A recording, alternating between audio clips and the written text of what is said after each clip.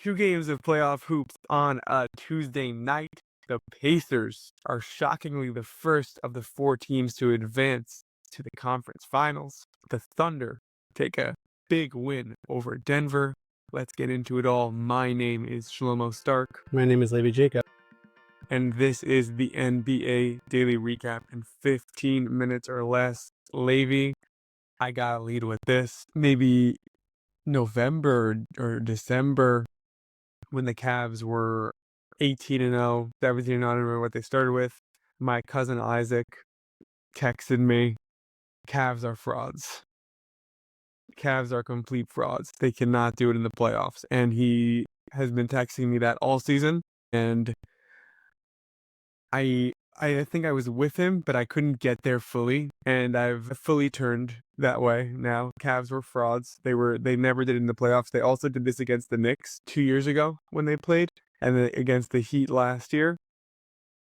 And in theory, they were probably just as good as the Knicks, better than the Heat last year, and certainly better than the Pacers this year. And when I say better, I mean by odds. So you could argue back and forth if you think they're better, but like what the odd makers think, that means like what most people think, because that's what people are betting on. So like individuals might think differently, but the world's stance is that they're better. They just botched it. They have one excuse, which was that in game 2, 3 of their players were hurt.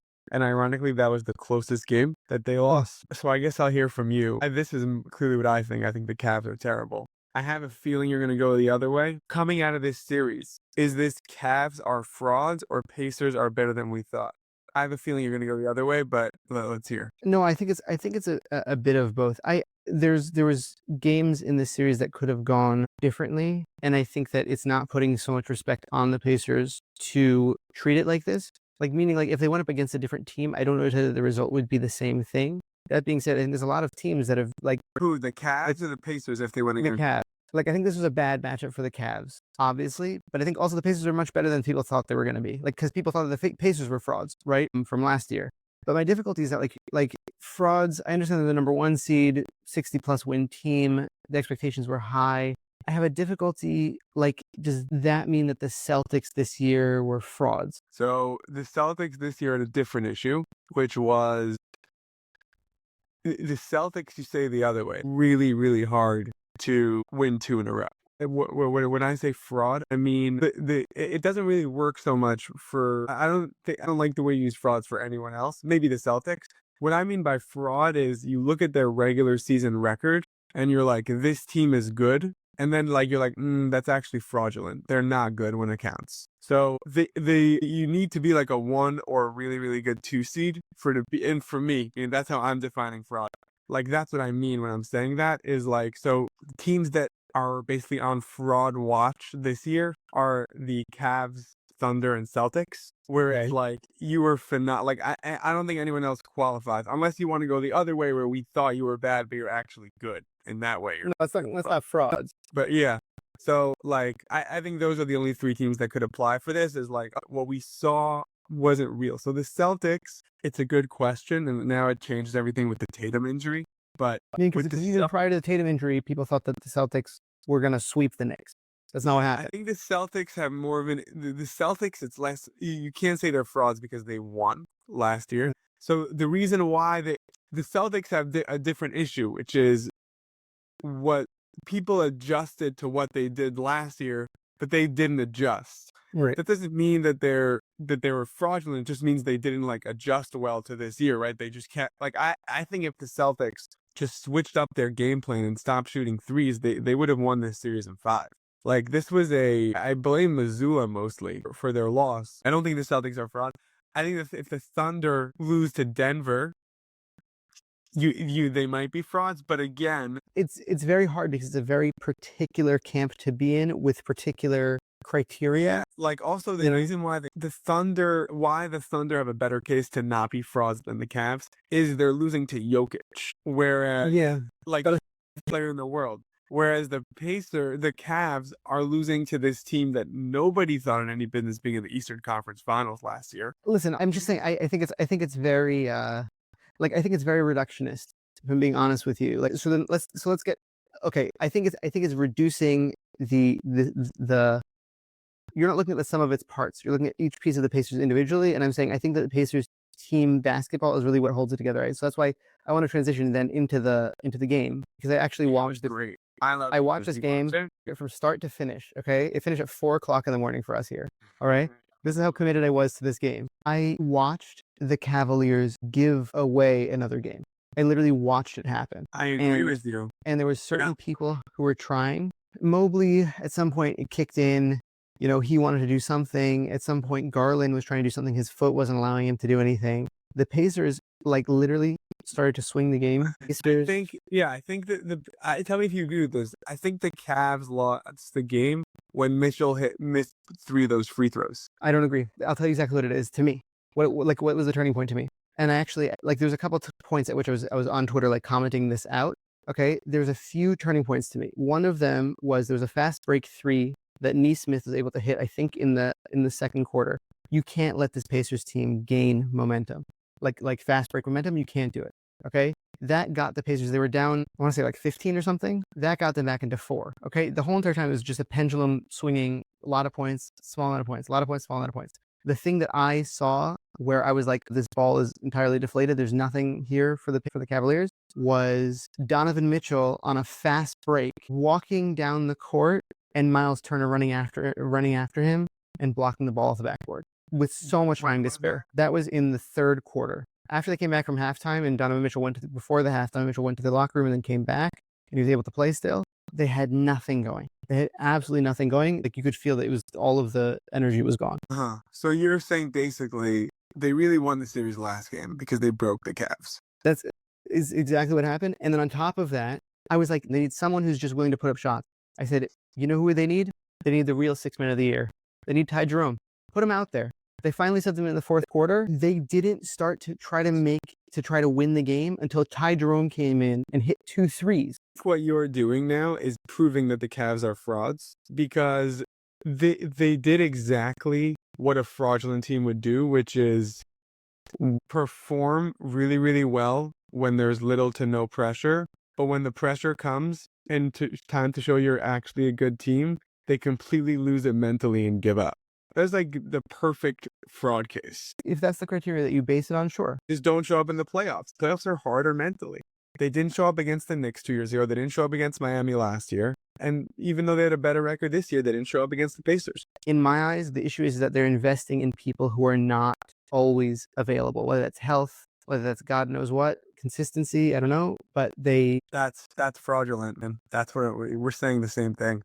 You just don't like the word fraudulent. Fraudulent to me means the definition is you are good in the regular season, but when the playoff comes, you lay an egg. So not to speak ill of the injured, that's how I feel like Jason Tatum. Until this past game that he got injured in, he sat on the 3-point line. He barely penetrated. He barely did anything. You think Tatum is a fraud? Correct. I disagree because he was phenomenal in Game 4, and I think like the Knicks just just Game 4. The Cavs were great in Game 3, so now they're not frauds. Like, you know what I'm saying? That doesn't do enough for me. No, I mean, I'm saying you make a compelling Tatum case as being a fraud, but the issue with Tatum is it's different. The issue, well, now Tatum's hurt, so like this whole thing might be pointless. But Tatum, yeah, you make a compelling Tatum case. I can't argue with it. The final Browns getting the Finals MVP is a really big dinger. Yeah. I also want to say by the way that Halliburton was. I think people have a lot of discussions on whether or not he's the real deal. They want to call him overrated, whatever. I think he's the real deal. I think he's great. I think it'd be hard to disagree with that.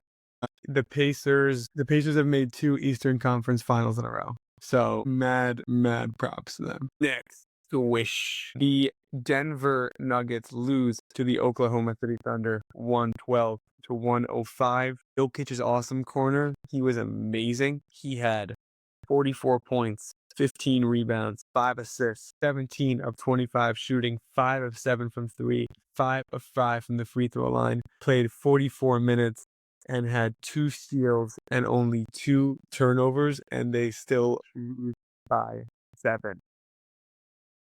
That is tough. Mad props to the Thunder. Mad props to SGA, who has been great, and he played great again. And I think this is exactly what the season is. Jokic should be the MVP because he's the most valuable player on either team.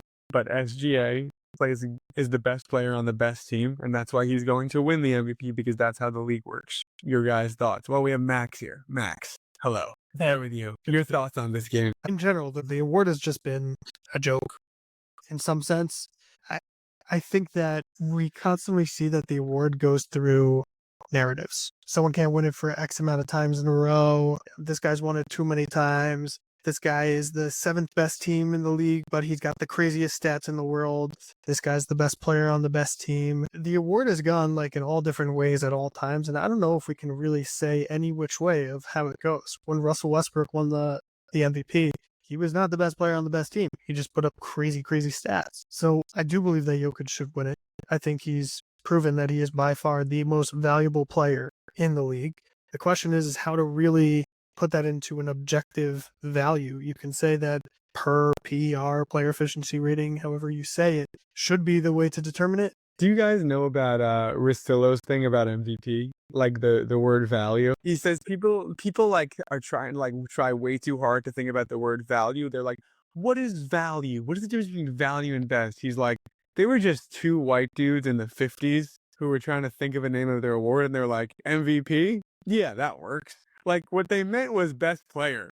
Like, he's like, everyone's like, no, it's not called the best player award. It's called most valuable. And he's like, it means best player, dude.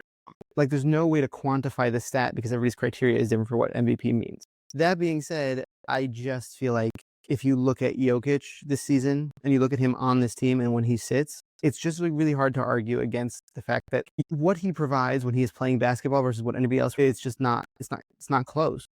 It's coming from a He's thumb also. Yeah, 100%. Yeah. This is the thing.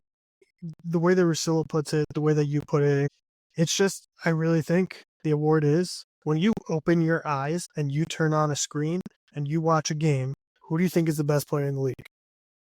And that's honestly how I think the award should be. It's just, like you said, the best player.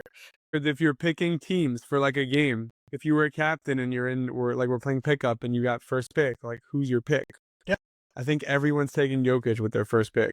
Wait, give your thoughts on the game. You saw them hitting shots that they would have not hit earlier in the season or last season.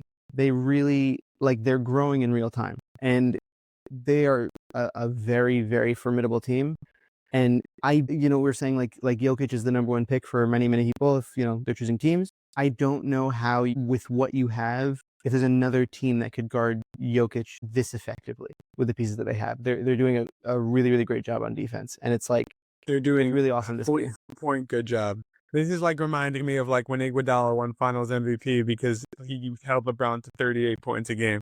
Okay, how about I do about defense? Because if Iguodala wasn't taking him, he'd have 50 a game.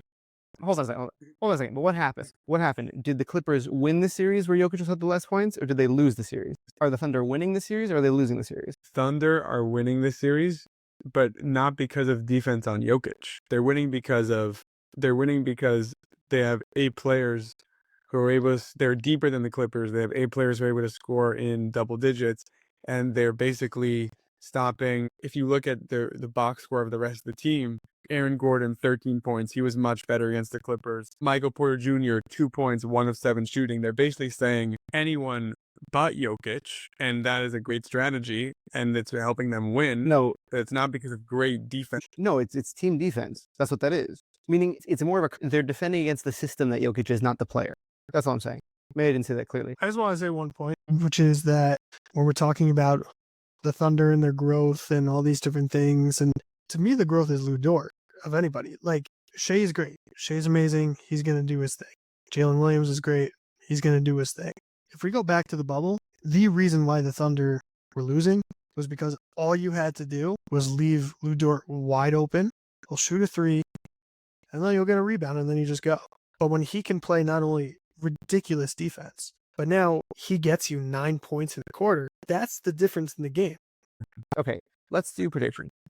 Okay, I have the Knicks. Okay, yeah, I think, yeah, I don't know what the Celtics even... The case for the Celtics is Pritchard, White, and Brown just go nuts. The truth is Knicks fans are nervous. That's the honest truth. I'm talking to Knicks fans, and it feels too easy. You know what? I agree. We like it more when we're like the underdogs and when count us out. Like, now it's like, oh no, like it's ours to lose now.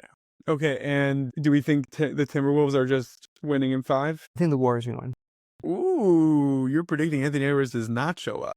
I'm predicting a Timberwolves win. Okay, that was the basketball daily recap in 15 minutes or less. I want to thank you, Levi, for co-hosting, for producing, and for being so patient with me, even though I can be very annoying to deal with. I want to thank you, Max, for coming on and sharing your thoughts of wisdom with us. And I want to thank you for listening. See you tonight in Boston.